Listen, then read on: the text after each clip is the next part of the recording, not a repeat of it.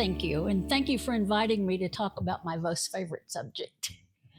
I worked for Southland 7-Eleven for 38 years. I started when I got out of high school. I went to work at Oak Farms Dairies. My father, who started out at Cabell's and then Oak Farms, had transferred to San Antonio as the branch manager, and I went to work for him while I went to school. And then in 1971, I transferred to the corporate office and went through various sundry departments. Started out in property accounting, where I kept the books for the Canadian corporation. And it was all done by hand. None of it was on the computer, so you can imagine how that was. But it wasn't real large. And I also kept the books for the blending plant, gasoline blending plant we had in Florida. And then I moved into Hedgens Truck Rental, worked for them a couple of years, and then I moved into the profit sharing department, which is my real forte. Worked for the profit sharing department, I guess, starting in 1977, became the plan administrator and a trustee in 1980, and worked there until I retired in 2005. So I've had a lot of experience with a lot of the acquisitions and stuff, because you had to go tell them about the profit sharing plan, which was one of our very best benefits that we have. So that's how I got into this. 7-Eleven started when Josie Thompson graduated from college. He went to the UT Austin, and he'd been working since he was 8 years old. You know, his father said that's what summers are for. You get another job. And when he got out of college, he started working for something that was called Consumers Ice. And they had horse-drawn buggies that would deliver the ice to the people's homes. He would clean the stables, and he first said, why don't we keep cold watermelons? And Consumer Ice in 1926, they decided they didn't want to expand, so he got with another person, and they started Southland Ice. He was 26 years old, and he was a director of the Southland Ice. And it began as Southland Ice, and they had 5 plants and 16 ice stores. And one of the guys that had one of the ice stores, his name was Uncle Johnny Green, that's what we called him. And he came to Mr. Thompson and said, when people come in here and they get their ice, they go, can't you carry eggs or something so I don't have to go to the grocery store too? And how about some milk? And so Johnny Green went to Mr. Thompson and said, this is what I'd like to do. I'd like to stock these stores, and at the end of the year, I'll split whatever profits that we have from this convenience store. And at the end of the year, he went to Mr. Thompson and gave him $1,000 in profit. Now, this was 1927, which is about $20,000 in today's area.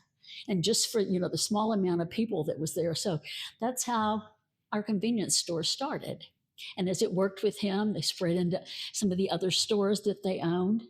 In 1928, they had 12 ice plants, 20 retail ice docks in Dallas and San Antonio, and they started the totem stores. Totem is because you can tote your groceries home. And one of the store managers had been to Alaska and came back with an Indian totem pole and put it in the front of the totem stores. And so they followed up with that and put a totem pole in some of the other stores. So that's how totem got its name. And that's where the rooster and the owl came from, 7 to 11. And there was the totem store in Fort Worth in the 1930s, and some started selling fuel. In 1936, Oak Farms Dairies became part of the Southland family. They had 3 routes, and 1995, they had 196 routes. 2 were manufacturing and 8 distributions. In 1939, Southland owned 60 retail stores just in the DFW area. And that was, like in 12 years' time. In 1945, they rebranded and reorganized under the Southland Corporation. because we did have dairies and ice and stuff like that. And so instead of calling it 7-Eleven, we called it Southland as the umbrella. In the 1950s, they expanded out of Texas, went to Florida, Maryland, Virginia, and Pennsylvania, and expands the selling of fuel to 490 convenience stores. And the convenience stores sold picture tubes. Back there in the 50s, your TV had tubes in the back, and you could go to 7-Eleven. You got a bad tube, plug it in, find the one that matched it, make sure it worked, and take it home to your home store. In 1952 was the 25th anniversary, and we had 100. Go ahead. Go ahead. There's the picture. Okay. Yeah. Tube tester at every 7-Eleven food and dairy store. In 1952, it was the 25th anniversary, and we had 100 stores. And in 1956, we owned up to our mistakes. We opened a store in Richland Hills, kept it open for about 18 months, and it just wasn't making any money. So we admitted our mistake. We closed the store. And a couple of years later, the area around that started to grow with people. So they went back and opened that store again. And it was open for 2 years, and it did terrible. So they closed it once again. And the third time they went back, it was still terrible, no matter how many people were there. And they finally closed it for good.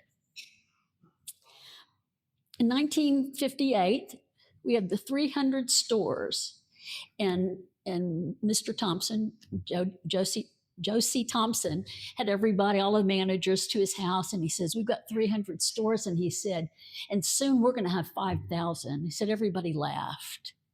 And in 1974, we ended up with 5,000 stores.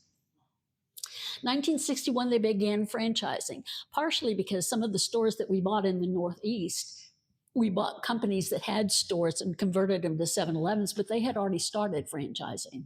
So we accepted those and offered franchising to some of our stores. And in 1963, some stores started staying open 24 hours. And the reason is because at the University of Texas, they had a football game. And people just kept coming, and the guy had his store open. And after 11, they just kept coming. He opened it for 24 hours, and it was successful. So they did a couple more in Austin, and eventually they moved it to all the 7-Eleven stores to stay open for 24 hours. Slurpee and the first to-go coffee happened in 1965, and that's when, oh, thank heaven for 7-Eleven. Yeah. Shotgun shells at 7-Eleven. Yeah. Everyone's slurping, you should too. That new Slurpee flavor just waiting for you. At 7-Eleven, you must try that Western Slurpee Red Eye.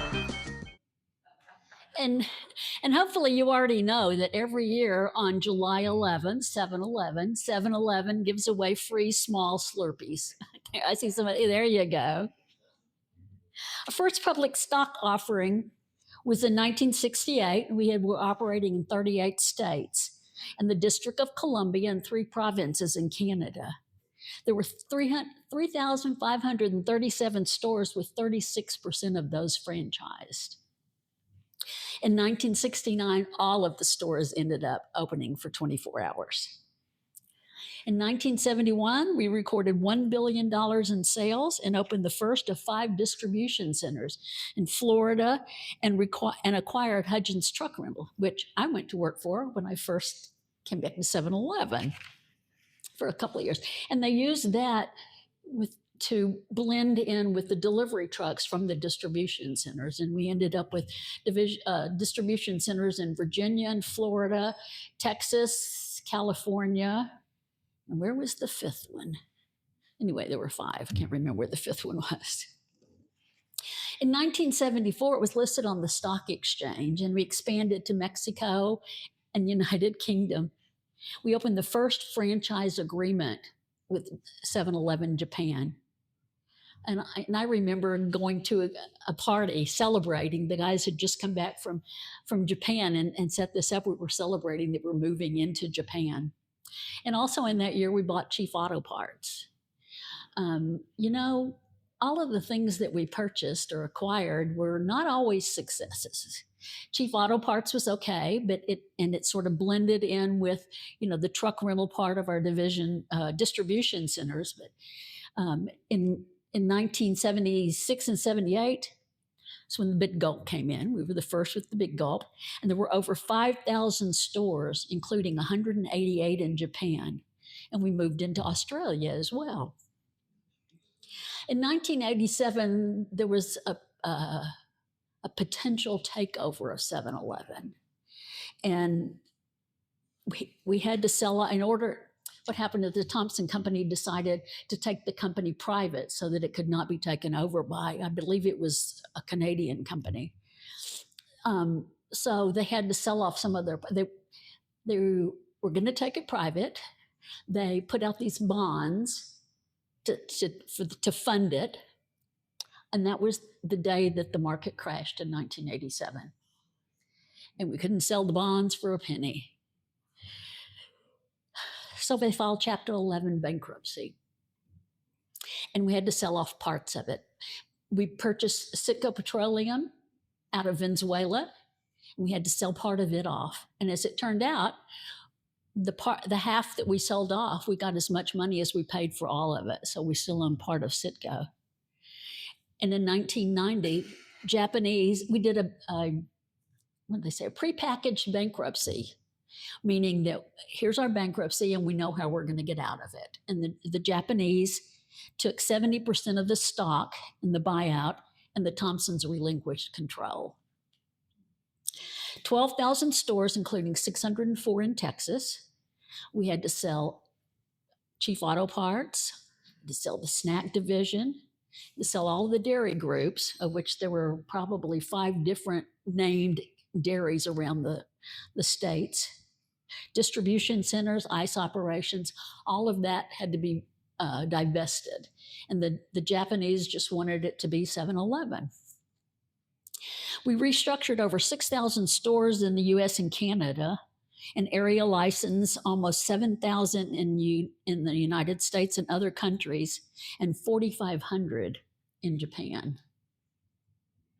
In 2005, we had an additional 1,000 stores in the US and had an agreement with Exxon, as you may have seen, that we would run the store, the 7-Eleven store, with the Exxon gasoline, since we no longer had the Citgo Petroleum to provide the gasoline for our stores.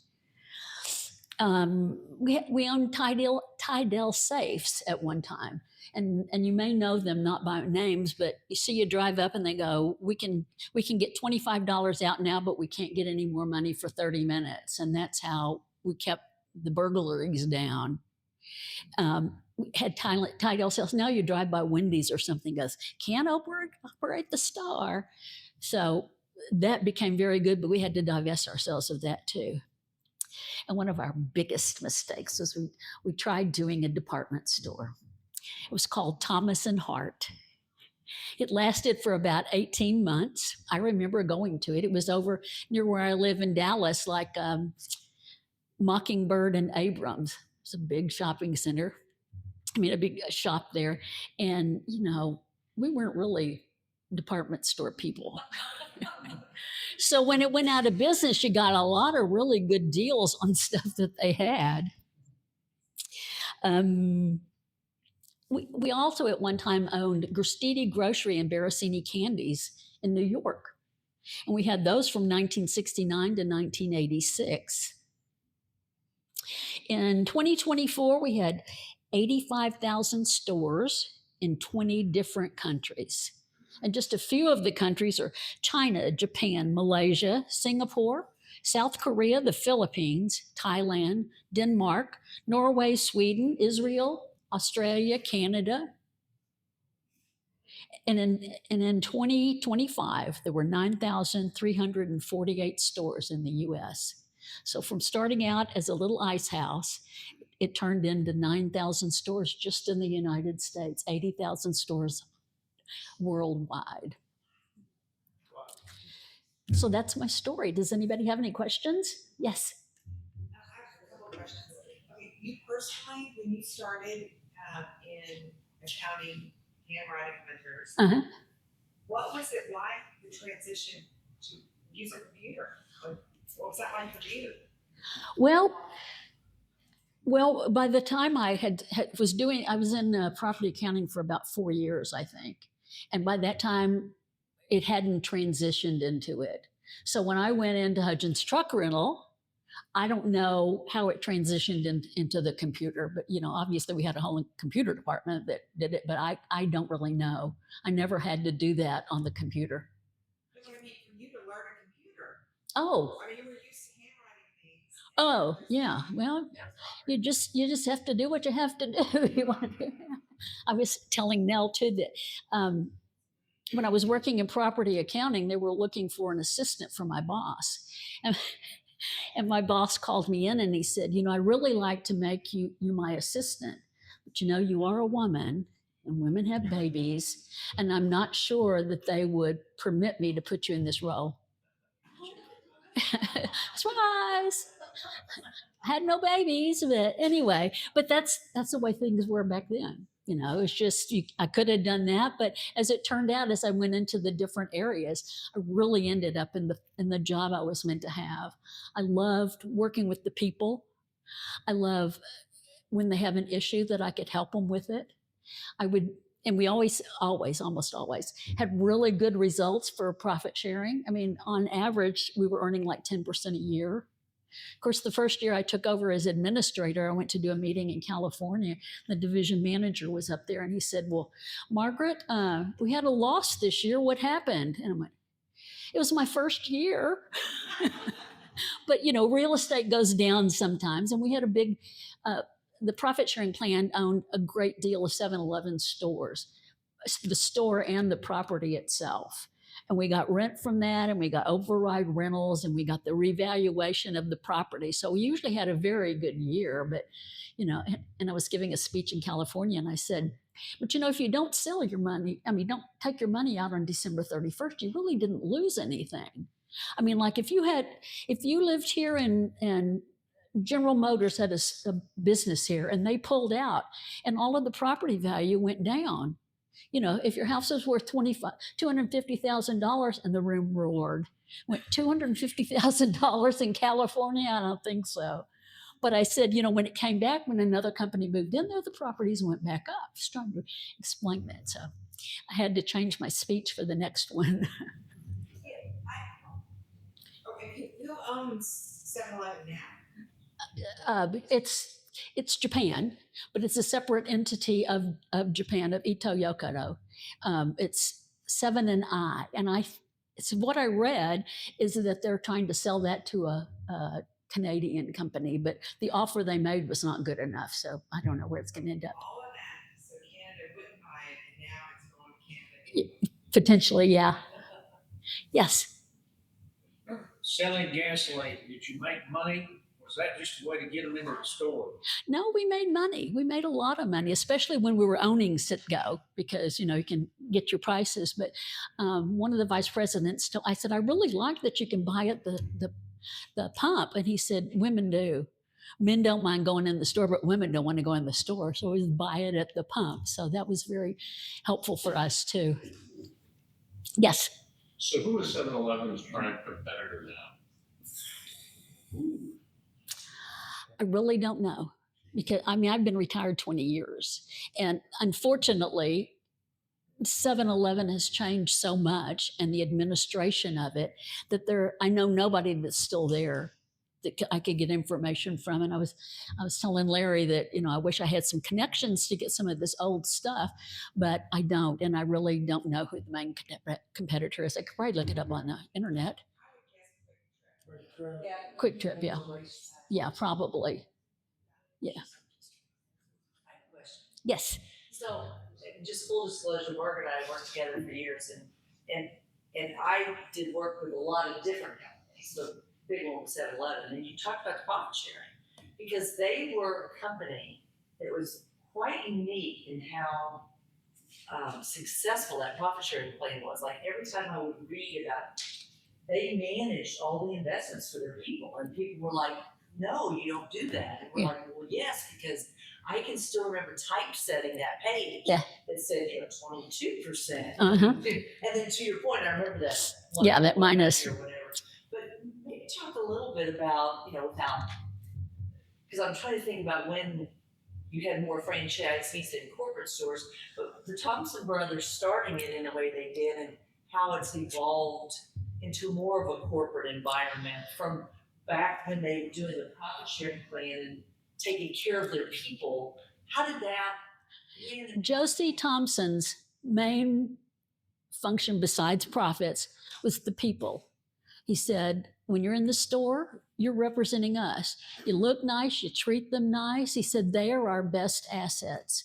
And he proved that, and his sons proved that through the benefits that they gave us and the profit sharing plan.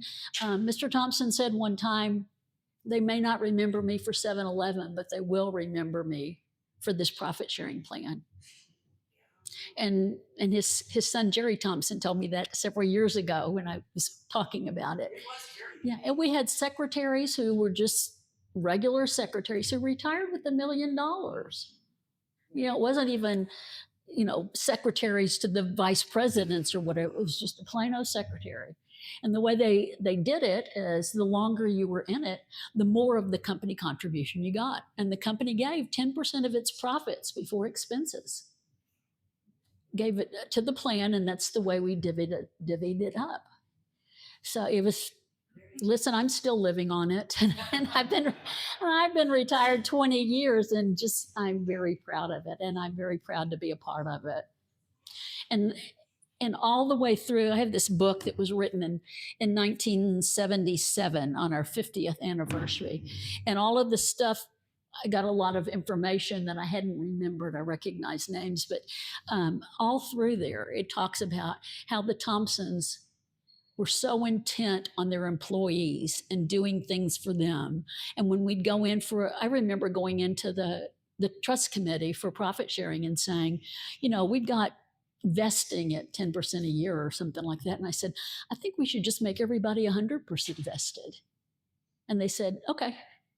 So immediately everybody's account was all theirs. They didn't have to stay longer to get it, because it was a reward for them. But the whole Thompson family were so intent on people and what they do. Yes. I have a question, and maybe you addressed this and I just missed it. The name 7-Eleven came from where? It was because they started opening from 7 to 11 at night. And then the rooster and the owl, yeah. And they didn't change it when they opened 24 hours. And, I guess in some cities where the ordinance are, you can only be open till 11 or whatever. It's still those hours, but generally speaking, 24 hours, yes. What year did they come up with the branding? The colors that they use today? I think it's coming from green and Orange and red, yeah. when did Let's that brand? see. They branded it in 1945. With that 7-Eleven. colors? Uh-huh. Uh-huh. Yeah. And I remember that our advertising department had these little chips that go, this is the orange and this is the red that you're going to use for all of these. So yeah. It was. So many companies years later they need to rebrand. They want to rebrand. Yeah. They stay the They've same. been, That's amazing. I Yes. was thinking maybe late 50s, early 60s. But Yeah. all the way Well, the through. recognition Yeah. so quick. Yeah. Yeah. Yes. Did they move from downtown Dallas, where they had the Southland Lot building, out to We- 635? We were in, let's see, where were they when I started? We were at Haskell and Central. There's just one low building, and that's where they were when I started up here in 1971. And then they built a tower beside it, and we sort of moved into that. And then we sort of spread out of that because the next office I had was across the freeway because we'd outgrown this building. And then they built the 42-story tower that's there now, that's City Place on the corner. Is that marble still somewhere in East Texas? They bought marble to build one on the other side of the street, and they were going to connect it across the freeway. And somebody had drawn a picture of the two towers with connecting across the freeway, and here comes Southwest Airlines flying through. But we didn't build the second tower, and when new management came in, they lived in South Lake. So first they moved from Haskell and Central to downtown to the Arts Building. And then the new guy came in and he lives in South Lake, so they're now at an Irving. So do they still have the building in downtown Dallas? Or they We don't own that anymore. Don't own, yeah, nothing but 7-Elevens anymore, as far as I know. Yes. In 1927, I know you probably addressed this, but where was the original store? What intersection? It's in Oak Cliff. Yeah. I'm sure I have this in here somewhere. Yeah. Pardon? 12th Street and Edgemere. There you go. And, yeah. That's it. Oh, That's the site today, yeah. and I forgot to show you this. In 2002, it was our 75th anniversary, and Coca-Cola honored us by putting out a bottle that has 7-Eleven's 75th anniversary on it. And I have 2 of these at home. My little nephews keep going, "Are you going to open that?" I go, "No." "Well, what does it taste like?" "I don't know, but I'm not opening it." So, yes. 7 a.m. to 11 p.m. Is that a real unusual number of hours for a store to be open? Yes. I think a lot of stores, little convenience stores and stuff at the time, not that there were that many, but closed about 8 or 9 or something like that. But keeping it from 7 to 11, we picked up those extra people on their way home from work, and now with 24 hours, we're catching those people who work the night shift and catching them on their way home from work. So I think it was a good move.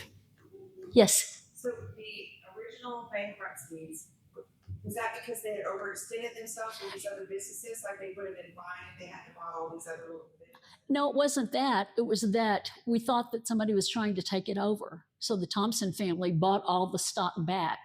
Well, they had to finance that stock. And when they were going to finance it, that's when the market crashed. In 87. In 87, yeah. And that's when we did sell off the parts, but we didn't sell off the parts prior to that. It was just the bankruptcy that we couldn't finance. Yes. Back in the 50s, I remember whenever they would open a new store, we would get like pints of ice cream for like 3 cents at every store in the system. If you wanted it, you were limited to like 4 at a time. Yeah. So people were doing like 6. They always, tried to make a big splash when they opened a new store. And I was reading to my friend Nell before I came over here about one of the stores that they were going to open, and they were going to have hot dogs. They were going to give away hot dogs. Well, they bought in they had everybody, all of the managers, all of the office people were in there like stocking shelves and getting everything ready for it. And they got some cookers for the hot dogs, and they realized that the cookers were $220 and all we had was $110 in the store. So, the what? The night before. Oh, the night before. Yeah, and the night before, 2 guys converted all of those cookers to $110. And then they realized that they forgot to order the hot dogs.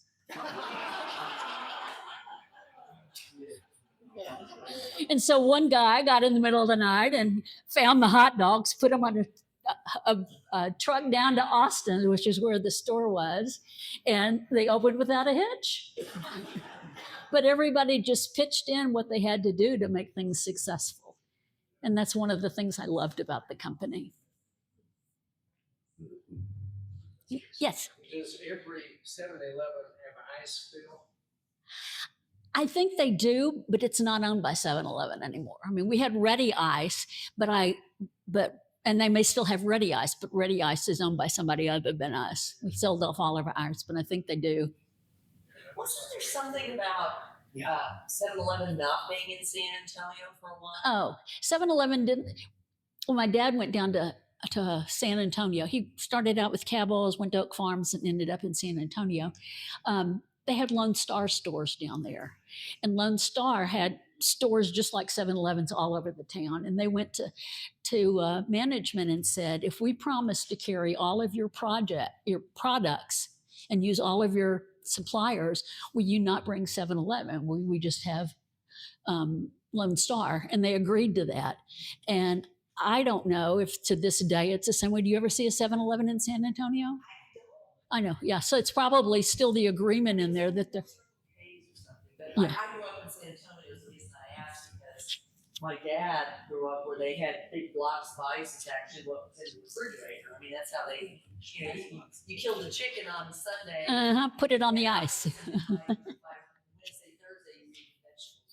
When I was reading in this book, they said when refrigerators started coming out that Mr. Thompson hired women to go to different homes and pitch the value of having just a cube of ice rather than a refrigerator to try to keep the ice company going.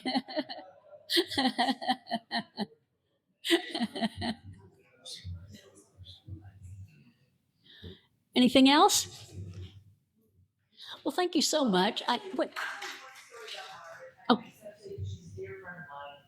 But I have to tell you, as I was just telling now, when my kids were little, they'd asked me to come and do the career day at the elementary school. And so Margaret and I were working on a project. She was always, to be honest, she was always state of the art. 7-Eleven did some things way ahead of a lot of other organizations.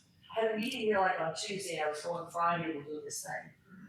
And I'll never forget, and my boys are 33 and 31, and to this day I remember it, because I go in to do my spiel, and I'm a management consultant, so I kind of, in elementary school, so I kind of told them what I did. But I told them that 7-Eleven was one of our biggest clients, and that Margaret Fuller, vice president of Foxberry, had given me a stack of like coupons for free Slurpee. Oh, yeah. I was such a kid. Now I my son, 2 months ago.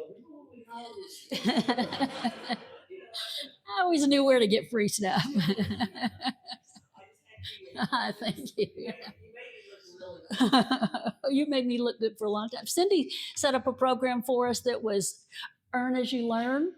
And for every hour you worked, you get so many dollars or points towards that you could use towards education. And we gave them credit cards that they could use. Oh, that's right. Education is freedom. And that worked really well for some, but some of them took their credit card and went to, buy gas with it or whatever. And so we had a little bit of problem with controlling that, but yeah, it was a great idea. Well, thank you so much. Thank you very much. I appreciate it. Yes, picnics are fun for everyone. There's nothing like a 7-Eleven picnic. Picnic shopping's easier than ever before at your super handy 7-Eleven store. Get cold drinks and meat, chips and ice, and charcoal for cooking out of doors. Right on the corner, right on the price, right on the way home. Awfully nice to find everything you need for your picnic and more at your 7-Eleven store. Let me say one quick thing while this is up. I never noticed that 11 was all in capitals, and now the N on the end is in a lowercase. I never noticed that until I'm reading in this book. And it was John Thompson's wife, the first son, who said, I think that looks too stiff. Let's make that one a lowercase. It looks a little more friendly. So now the N on the end of it is a lowercase.